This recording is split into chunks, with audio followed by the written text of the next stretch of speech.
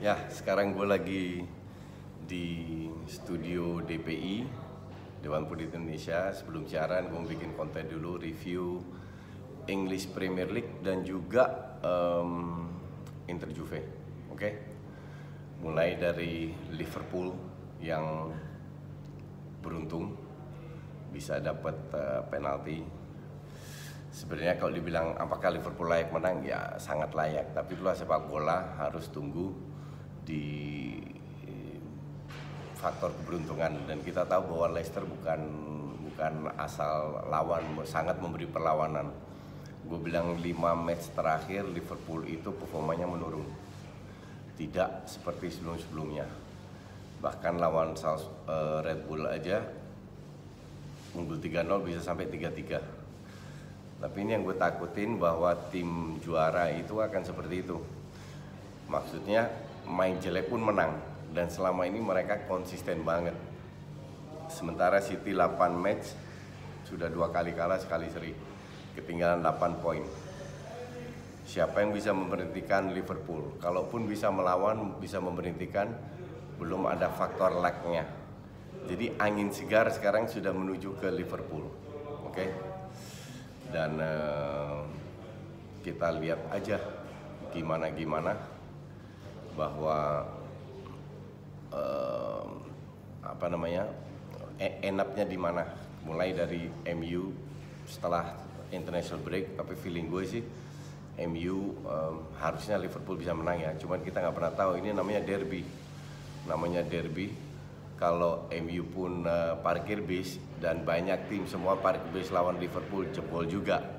Jadi gue nggak tahu apakah parkir bis solusi yang terbaik, karena Liverpool ini pada saat pemain belakang nggak begitu bagus, kebobolan 2-3, mereka cetak 3-4 gol, tetap menang. Kalau pemain depan cuma cetak 1 gol, belakangnya kokoh. Dan hal kayak gini kan yang menutup kelemahan Adrian. Nah, gue selalu bilang sekarang kita lihat berapa poin mereka kehilangan. Ternyata nggak kehilangan sama sekali, karena lini depan itu bisa dibilang cukup tajam, beda dengan City.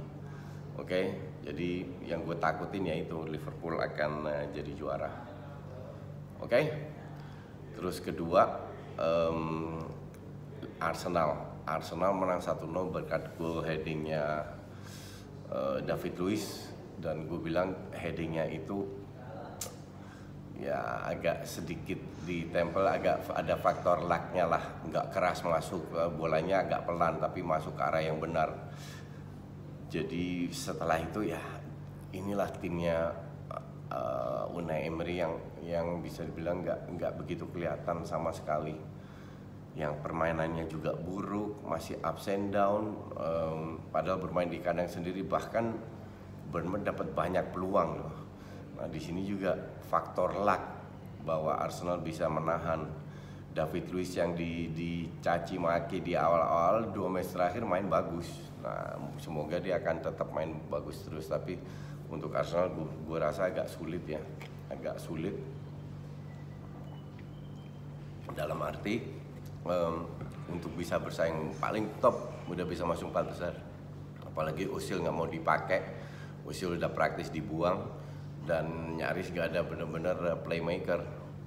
Ceballos untuk gue bukan real playmaker, tapi dengan hadirnya nanti Bellerin dan Tierney di sayap kiri, semoga akan bisa lebih bagus lagi. Dan minimal Rob Holding sudah bisa balik lagi, Chambers dan Holding bisa main sebagai center back.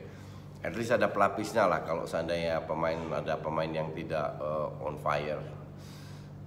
Semoga Arsenal bisa memberi kejutan lah.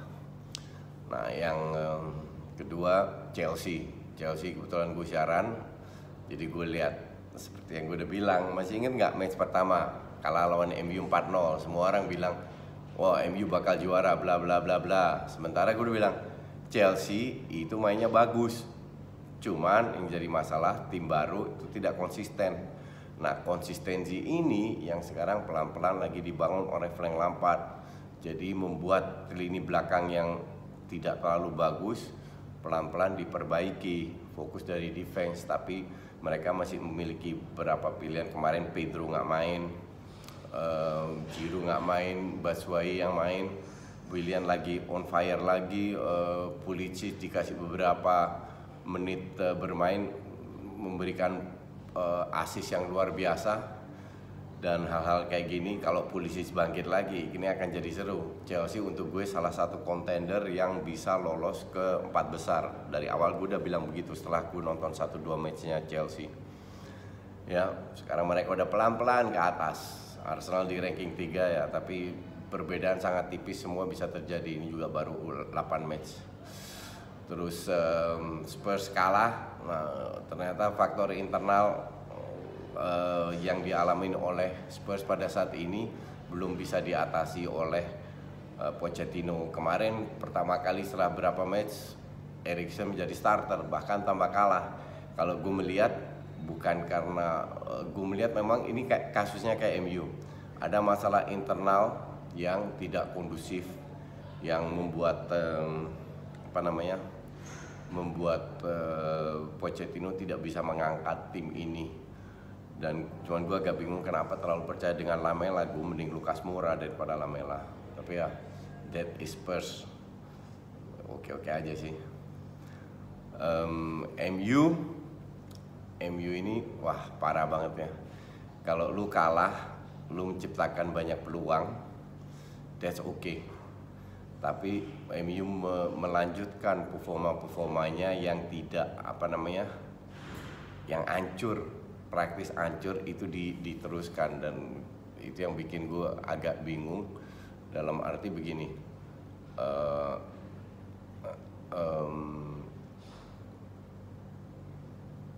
tidak ada, ini bukan masalah strategi lagi. Ini sudah banyak masalah, masalah tidak kondusif di dalam, dan Ole itu bukan leader, suaranya cempreng, nggak pernah teriak-teriak, nggak pernah marah, atau jarang sekali lah. Dan bahkan De Gea pun bingung kenapa hal kayak gini bisa terjadi. Dia pun tidak bisa memberikan sebuah penjelasan kenapa MU menurun. Tapi ini bukan hanya masalah strategi, juga masalah kondusif di dalam internal, tidak ada leader, banyak masalah non teknis yang gue rasa Ole tidak sanggup untuk mengangkat tim ini kembali. Maka dari itu ada banyak pembahasan kalau Ole dipecat siapa yang menggantikan, apakah itu Allegri bla bla. Gue tidak percaya. Untuk gue pelatih Italia itu enggak banget lah. Terus Wenger juga udah selesai masanya. Justru yang gue bilang, yang mereka butuhkan itu sosok leader. Sekarang nggak usah bicara strategi lah, tapi fighting spirit di dalam, mau bekerja untuk ke teman-temannya, itu butuh sosok leader kayak Roy Keane dan Jaap Stam. Mereka belum terbukti sebagai pelatih hebat, tapi mereka leader hebat yang bisa ditularkan. Itu yang dibutuhkan MU sekarang.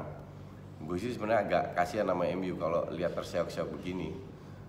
Karena MU harus bersaing dengan 6 besar.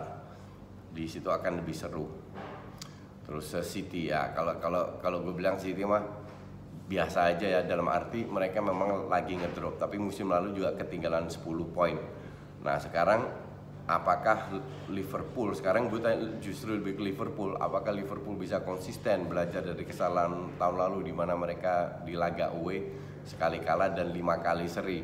Itu yang membuat mereka tidak juara, karena pada saat City on fire sangat sulit untuk dibendung.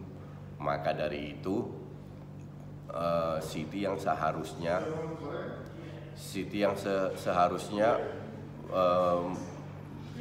tampil lebih konsisten lagi sambil menunggu Liverpool seperti apa. Liverpool di bulan November Desember juga main Piala Dunia antar klub. Oke. Terus Juve Inter pertandingan yang sangat seru. Dari awal pas gue nonton Inter menang lawan Milan, Inter lawan Barca, gue udah bilang di Metro TV, ini Juve akan menang. Gue tidak impress dengan Inter karena lawannya terlalu lemah. Di Italia aja mereka bisa menang terus. Sementara Juve untuk gue termasuk 5 klub terkuat di dunia.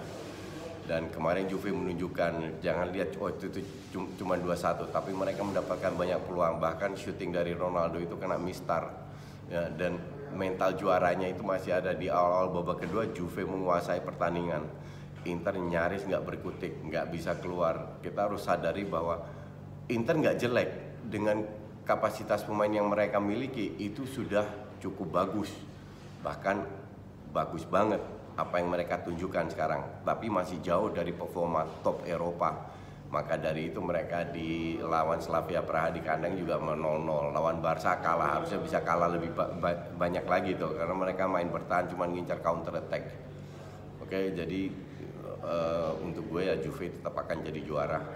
Inter mungkin runner up karena lagi on fire. Ya, sementara itu dulu. Nanti jam 9 nonton DPI. Kita bahas lagi mungkin Just Live yang berikutnya. Thank you for watching.